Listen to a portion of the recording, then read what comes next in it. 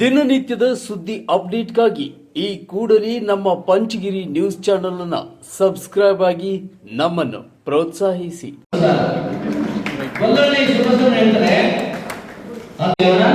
ಸನ್ಮಾನಕ್ಕೆ ಪಾತ್ರರಾದಂತಹ ಎಲ್ಲ ಕೆಲಸವನ್ನು ನಾವೆಲ್ಲ ಮಾಡ್ತಾ ಇದ್ದೀವಿ ಅಂತ ನಿಮ್ಮಲ್ಲೆಲ್ಲ ಮನವಿ ಮಾಡ್ಕೊಳ್ತೇವೆ ಸರ್. ಕೋರ್ಕೊಳ್ತಾ ಇದ್ದಾರೆ, ಬನ್ನಿ ಸರ್. ಪತ್ರಕರ್ತರ ಸಂಘ ಜಿಲ್ಲೆಯ ಸಾಂಸ್ಕೃತಿಕ ರಾಯಭಾರಿಯಾಗಲಿ ಜಾನಪದ ಅಕಾಡೆಮಿ ಅಧ್ಯಕ್ಷ ಗೊಲ್ಲಹಳ್ಳಿ ಶಿವಪ್ರಸಾದ್. ಜಿಲ್ಲಾ ಪತ್ರಕರ್ತರ ಸಂಘವು ಗುರು ಪೂರ್ಣಿಮೆಯಂದೇ ಚಾಲನೆ ನೀಡುತ್ತಿರುವ ಪತ್ರಕರ್ತರ ಸಾಂಸ್ಕೃತಿಕ ಚಿಂತನಾ ಸಮಾಗಮ ಎಂಬ ವೇದಿಕೆಯು ಜಿಲ್ಲೆಯ ಸಾಹಿತ್ಯ, ಸಂಸ್ಕೃತಿ, ಜನಪದ, ಲಲಿತ ಕಲೆಗಳನ್ನು ಪರಿದು ಪೋಷಿಸುವ ನಿಜವಾದ ಸಾಂಸ್ಕೃತಿಕ ರಾಯಭಾರಿಯಾಗಲಿ ಎಂದು ಕರ್ನಾಟಕ ಜಾನಪದ ಅಕಾಡೆಮಿ ಅಧ್ಯಕ್ಷ ಗೊಲ್ಲಹಳ್ಳಿ ಪ್ರಸಾದ್ ತಿಳಿಸಿದರು. ನಗರದ ಜಿಲ್ಲಾ ಕಾರ್ಯನಿರತ ಪತ್ರಕರ್ತರ ಭವನದಲ್ಲಿ ಗುರುಪೂರ್ಣಿಮೆ ಅಂಗವಾಗಿ ನಡೆದ ಪತ್ರಕರ್ತರ ಸಾಂಸ್ಕೃತಿಕ ಚಿಂತನಾ ಸಮಾಗಮ ಕಾರ್ಯಕ್ರಮಕ್ಕೆ ಚಾಲನೆ ನೀಡಿ ಅವರು ಮಾತನಾಡಿದರು. ಸಾಧು ಸಂತರ, ಕವಿ, ಸಾಹಿತಿಗಳ, ಹೋರಾಟಗಾರರ ಸಾಂಗತ್ಯ, ಬೆಟ್ಟ, ಗುಡ್ಡ, ಕೆರೆ, ಕುಂಟೆ, ಕಣಿವೆಗಳ ಸಮೃದ್ಧಿ ಪರಂಪರೆಯುಳ್ಳ ಜಿಲ್ಲೆಯಲ್ಲಿ ಜಾನಪದದ ಶ್ರೀಮಂತಿಕೆಯಿಂದ ತೆಲುಗು-ಕನ್ನಡ ಬಾಂಧವ್ಯವಿದೆ. ಜಿಲ್ಲಾ ಕಾರ್ಯನಿರತ ಪತ್ರಕರ್ತರ ಸಂಘವು ಇಂತಹ ಶ್ರೀಮಂತ ಪರಂಪರೆ ಪಸರಿಸುವ ನಿಜವಾದ ಸಾಂಸ್ಕೃತಿಕ ರಾಯಭಾರಿಯಾಗಲಿ ನಾನು ಕೂಡ ಇದರ ಭಾಗವಾಗಿರುತ್ತೇನೆಂದು ಹೇಳಿದರು. ನಮ್ಮ ಪರಂಪರೆಯ ಮೂಲಸತ್ವ, ನಡೆದು ಬಂದ ಹಾದಿ, ಊರು ಕೇರಿಗಳ ಪರಿಚಯವನ್ನು ಈಗಿನ ಮಕ್ಕಳಿಗೆ ಮಾಡಿಸಬೇಕು. ಇಲ್ಲದಿದ್ದರೆ ಆಧುನಿಕತೆಯ ತಂತ್ರಜ್ಞಾನ ಇವರನ್ನು ವಿಸ್ಮೃತಿಗೆ ತಳ್ಳುವ ಅಪಾಯವಿದೆ. ರಿಯಾಲಿಟಿ ಶೋಗಳ ಹುಸಿ ಭ್ರಮೆಗೆ ಗೀಳಿಗೆ ಒಳಗಾದ ಪೋಷಕರು ತಮ್ಮ ಕೈಯಾರೆ ಮಕ್ಕಳ ಭವಿಷ್ಯವನ್ನು ಹಾಳು ಮಾಡುತ್ತಿದ್ದಾರೆ.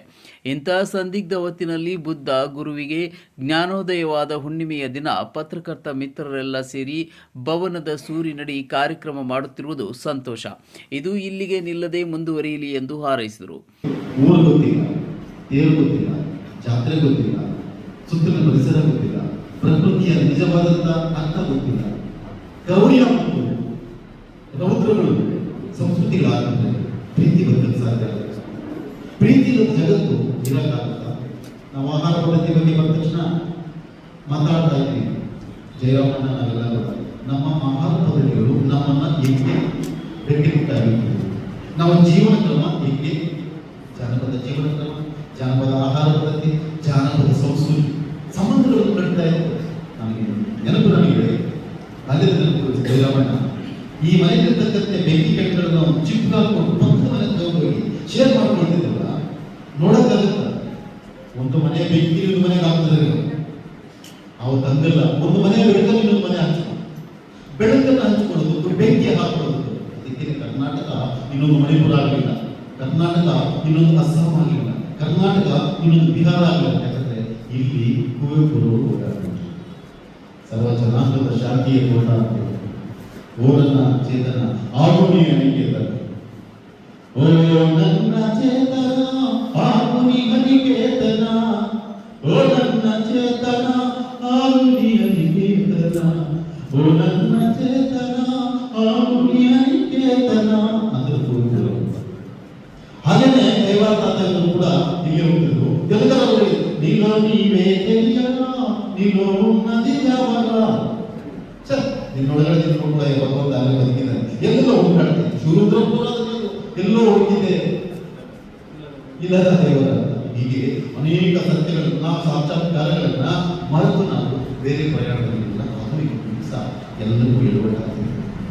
ಬಹುಶಃ ಬರ್ತಕ್ಕಂಥ ದಿನಮಾನದಲ್ಲಿ ನಮ್ಮ ಮಕ್ಕಳಿಗೆ ಟೆಕ್ಸ್ಟ್ ಯಾವಾಗಂದ್ರೆ ಅಜ್ಜಿಯ ಮಡಿ, ಅಜ್ಜಿಯ ಮಡಿಯಲ್ಲಿ ಮಲ್ಕೊಂಡ್ರೆ ಮಗುಗೆ ಎಷ್ಟು ನಾಲೆಡ್ಜ್ ಬರ್ತಾ ಇತ್ತು ಅದು ಯೂನಿವರ್ಸಿಟಿ ಬೈಕೋಬರ್ಸ್.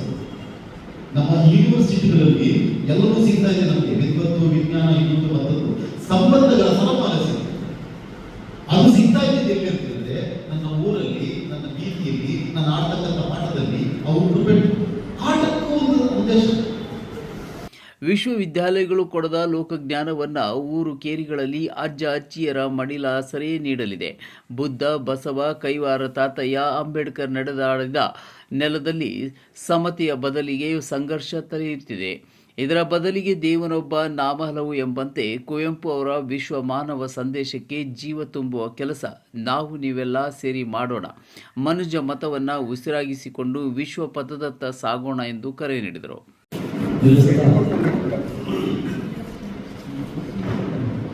ಈ ಗುರುಪೂರ್ಣಿಮೆಯ ದಿನದಂದೇ ಚಿಕ್ಕಬಳ್ಳಾಪುರ ಜಿಲ್ಲಾ ಕಾರ್ಮಿಕರ ಸಂಘ ಅರ್ಥಪೂರ್ಣವಾದಂಥ ಕಾರ್ಯಕ್ರಮವನ್ನು ಆಯೋಜಿಸಿದೆ.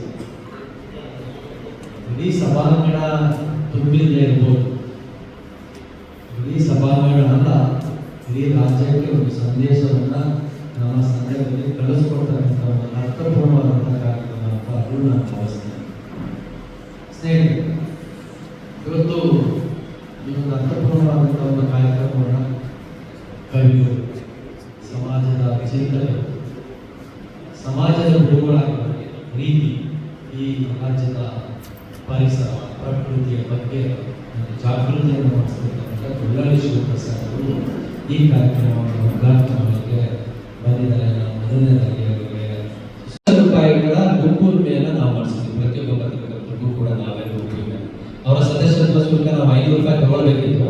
500 ರೂಪಾಯಿ ನಾವು ತಗೊಳ್ತಾ ಬೇಡ, ನೀವೇ ನಿಮ್ಮ ಅಕೌಂಟಲ್ಲಿ ಹಾಕೊಳ್ಳಿ, ನಿಮ್ಮ ಸದಸ್ಯತ್ವ ಶುಲ್ಕನ ಸಂಘ ಭರಿಸ್ತೀವಿ ಅಂತ ಈ ಸಂಘ ಭರಿಸ್ಬಿಟ್ಟು ಕೊಡ್ತಿದ್ವಿ.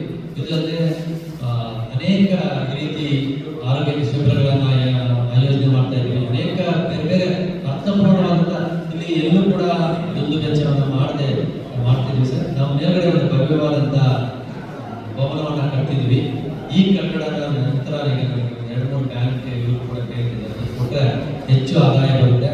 ಅವಾಗ ಮತ್ತಷ್ಟು ಏನಿವತ್ತ 20,000 ರೂಪಾಯಿ ಆರೋಗ್ಯ ವೆಚ್ಚಕ್ಕೆ ನಾವು ಕೊಡ್ತಾ ಇದ್ದೀವಿ. ಯಾರಾದರೂ ದಾಖಲಾದ ಯೂನಿಟ್ಗೆ ಅದು ಮುಂದಿನ ದಿನಗಳಲ್ಲಿ 40,000 ರೂಪಾಯಿ ಕೊಡ್ಬೇಕು. ಮೊನ್ನೆ ಒಬ್ಬರು ಸ್ನೇಹಿತರು ಕೇಳ್ತಿದ್ರು, ಪ್ರತಿ ತಿಂಗಳು ಔಷಧಿ ತಗೊಳ್ಬೇಕು, ನೀವೇನಾದ್ರು ಸಹಾಯ ಮಾಡೋಕ್ಕಾಗುತ್ತಾ ಅಂತ. ಈಗಿನ ಪರಿಸ್ಥಿತಿಯಲ್ಲಿ ಆಗಲ್ಲ, ಮುಂದಿನ ದಿನಗಳಲ್ಲೆಲ್ಲ ಅದು ಆಗ್ಬೋದು ಅಂತ ಹೇಳಿದ್ದಾರೆ. ಇದು ಇಡೀ ಕರ್ನಾಟಕ ರಾಜ್ಯದಲ್ಲಿ ಯಾವುದೇ ಜಿಲ್ಲೆಯಲ್ಲೂ ಕೂಡ ಮಾಡಿಲ್ಲ ಸರ್. ಬ್ರಿಟಿಷರ್ ಕಾಲದಲ್ಲಿ ಸ್ಥಾಪನೆ ಆಗಿರೋ ಪಕ್ಕದ ಕೋಲಾರ ಜಿಲ್ಲೆಯಲ್ಲೂ ಇಲ್ಲ, ಈ ಕಡೆ ಪಕ್ಕದ ತಗೊಂಡ್ರೆ ಬೆಂಗಳೂರು ಗ್ರಾಮಾಂತರದಲ್ಲೂ ಇಲ್ಲ, ತುಮಕೂರು ಇಲ್ಲ ಸರ್. ನಾನು ಬೆಳಗಾವಿ ಬಿಜಾಪುರ ನೋಡಿಲ್ಲ, ನನ್ನ ತಿಳಿದ ಮಟ್ಟಕ್ಕೆ ಇಲ್ಲೆಲ್ಲೂ ಇಲ್ಲ. ಈ ತರದ ಒಂದು ಅರ್ಥಪೂರ್ಣವಾದಂಥ ಒಂದೊಂದು ವಯಸ್ಸಲ್ಲೂ ಕೂಡ ನಮ್ಮ ಪತ್ರಕರ್ತರ ಕಲ್ಯಾಣಕ್ಕಾಗಿ ಉಪಯೋಗಿಸ್ತಾ ಇದ್ವಿ. ಇದು ಮೇಲ್ಗಡೆ ಕಟ್ಟಡ ಅಂತೂ ಅತ್ಯಂತ ತುಂಬಾ ಚೆನ್ನಾಗಿ ಬರುತ್ತೆ. ಆ ಕಾರ್ಯಕ್ರಮದಲ್ಲಿ ಟೆರಾಸ್ ಗಾರ್ಡನ್ ಕೂಡ ಮಾಡ್ತಾ ಇದ್ದೀವಿ ಸರ್. ಇಂಥ ಕಾರ್ಯಕ್ರಮನ ನಾವು ಗಾರ್ಡನ್ ಅಲ್ಲೇ ಮಾಡಿದಂಥ ಒಂದು ಅನುಭವ ಆಗುತ್ತೆ. ಸೊ ಈ ಥರದ ಇಲಾಖೆ ಮಾಡಿದ್ವಿ. ನಮಗೆ ನಾನು ಮನೆ ಫೋನಲ್ಲಿ ಮಾತಾಡ್ಕೊಂಡು ಹೇಳಿದೆ, ನಮ್ಮ ಜಾನಪದ ಅಕಾಡೆಮಿ ಇದು ಕೂಡ ಒಂಥರ ಜಾನಪದನೇ ಇದೆ, ಕಲೆ ಸಂಸ್ಕೃತಿ ಇದೆಲ್ಲ ಅದರಲ್ಲೇ ನಿರ್ಮಿಸಲಾಗಿದೆ.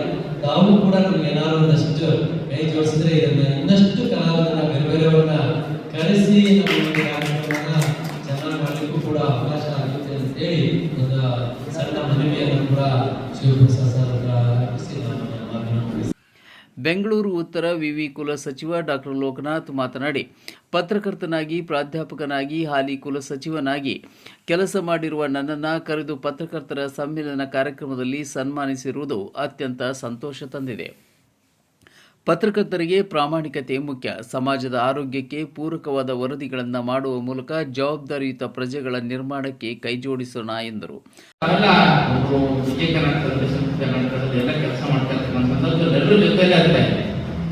ಒಬ್ಬರು ಸುದ್ದಿ ಒಬ್ಬರಿಗೆ ಎಲ್ಲ ಮಾತಾಡ್ತಾರೆ, ಜೊತೆಲೇ ಆಗ್ತಾ ಇದೆ ಸರ್. ರಾತ್ರಿ 9 ಗಂಟೆ ಬೆಳಗ್ಗೆ ಬಂದಾಗ ಯಾವುದು ಸುದ್ದಿ ಒಬ್ರಿಗೊಬ್ರು ಹೇಳ್ಕೊಡ್ತಾ ಇಲ್ಲ, ಬಂದಾಗ ಗೊತ್ತಾಗ್ತಾ ಇದೆ. ಚಂದ್ರೇಗೌಡ ಫೋನ್ ಮಾಡ್ತಾ ಇದ್ದ, ಕೊಟ್ರಿ ನಿಮ್ ಕೈ ಅಂತ. ನಾನು ಚಂದ್ರೇಗೌಡ ನನ್ನ ಕೈ ಕೊಟ್ಟು ಕೆಲಸ ನ್ಯೂಸ್ಗಳನ್ನ ಮಾಡ್ತಾ ಇದ್ದ, ಕೊಟ್ಟ ಚಂದ್ರೇಗೌಡ ಕೈ ಅಂತ ನಾನು ಹೇಳ್ತಾ ಇದ್ದೆ. ಜಯರಾಮ್ ಅವರಾಗ ಜೊತೆಲಿರೋ ರಾತ್ರಿ 9 ಗಂಟೆವರೆಗೂ ಜೊತೆ ಇರ್ತಾ ಇದ್ದೆ, ಏನ್ ಸುದ್ದಿ ಮಾಡ್ತಾರೆ ಅಂತ ಗೊತ್ತಾಗ್ತಾ ಇದೆ. ಸೊ ಅಷ್ಟು ಚೆನ್ನಾಗಿ ಮಾಡ್ತಾ ಇದ್ದೆ ಎಲ್ಲರೂ ಅಷ್ಟೇ. ಸೊ ಇಲ್ಲಿ ನನ್ಗೆ ತುಂಬಾ ಇಷ್ಟವಾಗಿರ್ತಕ್ಕಂಥದ್ದು ಅಂದ್ರೆ ನನ್ನ ಜೀವನದಲ್ಲಿ ಅನಿಸ್ಕೊಂಡು ಇದೆ ಜಯರಾಮ್ ಹಾಕ್ಸಿದಲ್ಲ ರೊಟೇಷನ್.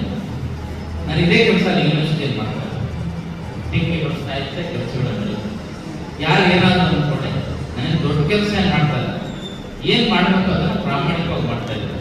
ಅಷ್ಟಕ್ಕೇನೆ ಅಲ್ಲಿ ಎಷ್ಟೋ ಸಾಕಷ್ಟು ಬದಲಾವಣೆಗಳಾಗಿದೆ ಅಂತ ಎಲ್ಲರಿಗೂ ಅನಿಸ್ತಾ ಇದೆ. ಪರೀಕ್ಷೆಗಳು ನಡೆಸೋದಿರ್ಬೋದು. ಸೊ ನನ್ನ ಇದೇನು ಅಂತಂದ್ರೆ, ನಾವು ದೇಶ ಕಟ್ಟುವಂತ ಕೆಲಸ ಮಾಡ್ತಾ ಇದ್ದೀವಿ ಅಂತ ನಮ್ಮ ಎಲ್ಲ ಶಿಕ್ಷಕ ಬಂಧುಗಳಿಗೆ ಹೇಳ್ತೀವಿ. ಹಾಗಾಗಿ ಯಾರೂ ಸಹ ಯಾವುದೇ ರೀತಿ ಅವ್ಯವಹಾರಗಳಿಗೆ ಅವಕಾಶ ಮಾಡಿಕೊಡ್ಬೇಡಿ ಅಂತಕ್ಕಂಥ ದೃಷ್ಟಿಯಿಂದಲೇ ತುಂಬಾ ಏನು ದೊಡ್ಡ ಸುಧಾರಣೆ ತರಲಿಲ್ಲ. ಇಲ್ಲಿ ನಾವು ಏನು ಮಾಡಬೇಕು ಅಂತ ಯೋಚನೆ ಮಾಡೋದು ಅದನ್ನು ಮಾಡಿದಾಗ ಅದೇ ತಾನೇ ಸುಧಾರಣೆ ಆಗ್ತಾ ಇದೆ. ಸೊ ಯಾವಾಗಲೂ ಅಷ್ಟೇ ಯಾರು ಟೀಕೆ ಮಾಡೋದು ಅಂತೇಳಿ ಮೊದಲು ನಾನು ತುಂಬ ಕೋಪ ಮಾಡ್ಕೊಡ್ತಾ ಇದ್ದೆ. ಜಯರಾಮ್ ಗೊತ್ತಿತ್ತು, ವಿಶ್ವಸತಿ ನಾನು ವೆಂಕಟೇಶ್ ಬೆಂಗಳೂರಿಂದ ಬರುವಾಗ ರಂಗಾರೆಡ್ಡಿ ಅವರು ನಾವು ಕಾರಲ್ಲಿ ಬರುವಾಗ ಸುಮ್ಮನೆ ಅದು ಯಾರು ನಮ್ಮ ಕಾರ್ಗೆ ಅಡ್ಡ ಬಂದರು, ಅವ್ರು ಸುಮ್ಮನೆ ಕೈಯಲ್ಲಿ ಎತ್ತಿದ್ದು ಅಷ್ಟೇ. ಕಾರ್ಗೆ ಅಡ್ಡ ಹಾಕ್ಕೊಂಡು ಯಾವುದೋ ಒಂದು ಫಂಕ್ಷನ್ಗೆ ಅಂದರೆ ಪತ್ರಕರ್ತರು ದೊಡ್ಡದೊಂದು ಫಂಕ್ಷನ್ ಆಯಿತು. ಆ ಫಂಕ್ಷನ್ಗೆ ನನಗೆ ಎಷ್ಟು ನಿಮಿಷ ಹೋಗುತ್ತೆ. ಸೊ ಅಂಥ ಸಂದರ್ಭದಲ್ಲಿ ದೊಡ್ಡ ಗಲಾಟೆನೇ ಆಯಿತು. ಕಾರ್ ಗಡ್ಡ ಹಾಕ್ಕೊಂಡು ಗಡ್ಡ ಹಾಕ್ಕೊಂಡು ವೆಂಕಟೇಶ್ ಕತ್ತಿಗೆ ಹಾಕಿಟ್ಕೊಂಡಿದ್ರು. ಅಂಥ ಸಂದರ್ಭದಲ್ಲಿ ಹೊಡೆದಾಟನೂ ಆಯಿತು. ಚೆನ್ನಾಗಿ ಹೊಡೆದು ರಕ್ತಗಳು ಬರ್ತದೆ ಅವ್ರಿಗೆ, ಅಷ್ಟು ಮನಸ್ಥಿತಿ ಆ ಥರ ಇತ್ತು. ಸೊ ಈಗ ಯಾರ ಜೊತೆ ಜಗಳಾನೇ ಆಡಲ್ಲ, ಆದರೆ ನಾನು ಅಪ್ಪೋಸ್ ಮಾಡಲ್ಲ ಅಂತ ಜಗಳ ಆಡದೆ ಯಾವ ರೀತಿ ಕೆಲಸ ಮಾಡೋಕ್ಕೂ ಆ ರೀತಿ ಅದನ್ನೇ ಹೇಳಿ ಟೀಕೆಗಳು ಸಾಯ್ತವೆ, ಕೆಲಸಗಳು ಹೊಡಿತಾವಲ್ಲ. ಸೊ ಅದನ್ನು ನಾನು ಮಾಡ್ತಾ ಇದ್ದೆ. ಅಷ್ಟಕ್ಕೇ ದೊಡ್ಡ ಒಂದು ಬದಲಾವಣೆ ಆಗಿದೆ ಅಂತ ಅನ್ಕೊಳ್ತಾ ಇದ್ದಾರೆ.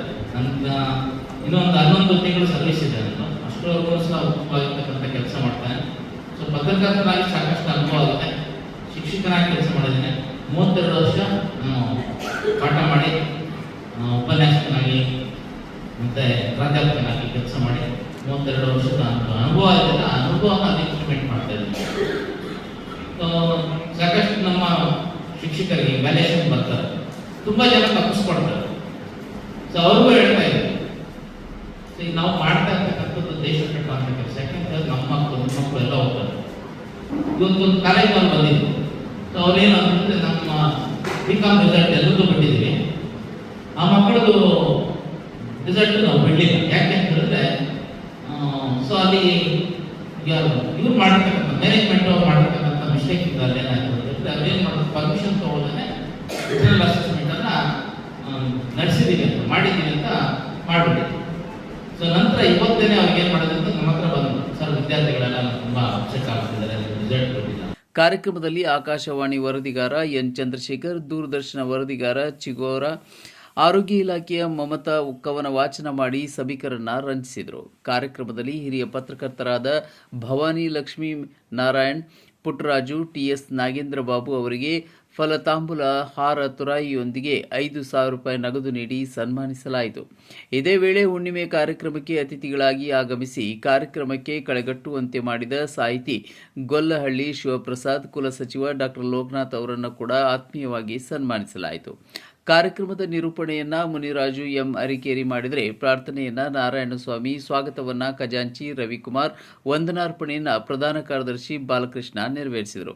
ವೇದಿಕೆಯಲ್ಲಿ ಸಂಘದ ಜಿಲ್ಲಾಧ್ಯಕ್ಷ ಎಂ ಜಯರಾಮ್, ಪ್ರಧಾನ ಕಾರ್ಯದರ್ಶಿ ಬಾಲಕೃಷ್ಣ, ರಾಜ್ಯ ಸಮಿತಿ ಸದಸ್ಯ ಎನ್ ವೆಂಕಟೇಶ್, ಖಜಾಂಚಿ ರವಿಕುಮಾರ್, ಪತ್ರಕರ್ತರಾದ ಪ್ರಶಾಂತ್ ಕುರ್ಕೆ, ಚಂದ್ರಶೇಖರ್ ಗೌಡ, ವೆಂಕಟೇಶ್, ಮುರಳಿ, ಜಿಲಾಜಿ, ನವಮೋಹನ್, ಸಿವಿ ವೆಂಕಟೇಶ್, ಮುದ್ದುಕೃಷ್ಣ, ಗೋವರ್ಧನ್, ಮಲ್ಲಪ್ಪ, ಅಶ್ವಥ್, ಸಲಾವುದ್ದೀನ್, ಮುಬಾಶೀರ್, ಸತೀಶ್, ಆಶಾ, ವೆಂಕಟೇಶ್, ಮಂಜುನಾಥ್, ಆಕಾಶ್, ಲೋಕೇಶ್, ಹರ್ಷಿತಾ, ನಾರಾಯಣಸ್ವಾಮಿ, ಮುನಿರಾಜು ಎಂ ಅರಿಕೇರಿ ಸೇರಿದಂತೆ ಮುಂತಾದವರು ಉಪಸ್ಥಿತರಿದ್ದರು.